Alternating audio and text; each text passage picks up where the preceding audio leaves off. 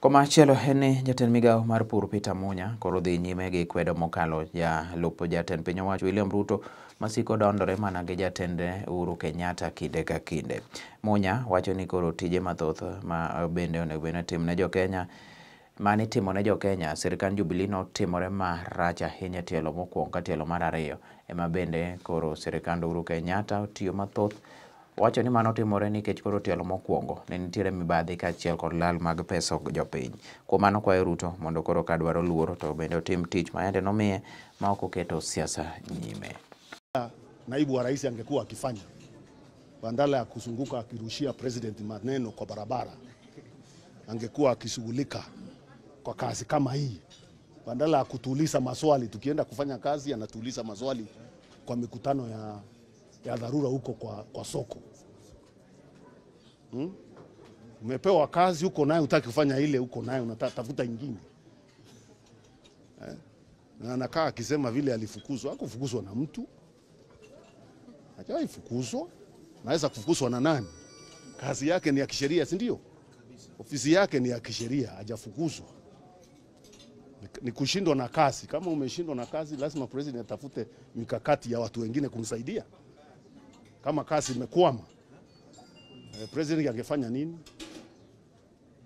Kama zimekwama, akikutafuta huko kwa rallies, umeanza rally mwaka wa kwanza, umeanza huko unaambiwa turudi tufanye kazi, wewe huko kwa mikutano ya kisiasa. Sasa atakutafuta namna gani? Na kazi zile mingi za serikali hii ya President Uhuru zimefanyika mula wa pili, zile nyingi. Kwa hivyo usitindanganywe na mtu. Zile nyingi zimefanyika saa hii, and we can count them. They are there for you to see. Ile mula ingine ilikuwa na uporaji mwingi. Poraji. NHIF, watu wamekaa huko karibu iwe bankrupt. Kenya Pipeline. Unaona project imefanywa renewal of a new pipeline, ikianza kazi it's leaking. Hizo zote zilifanyika wakati gani? Kenya Power mandeni mengi kununua ile vikingi ya kutengeneza kuweka last mile zinanunua mpaka za 2 years in advance. Hiyo yote ilifanyika wakati gani? Wakati yule anasema yeye ndiye alifanya, alikuwa hapa.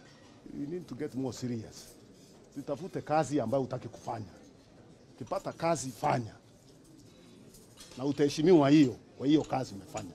Lakini usifikirie Wakenya waoni, wanaona hii mambo.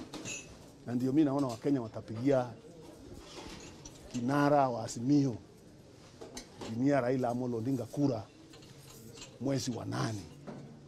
Ndio tuendelee na hii mabadiliko ya kubadilisha maisha ya Wakenya, hasa maisha wa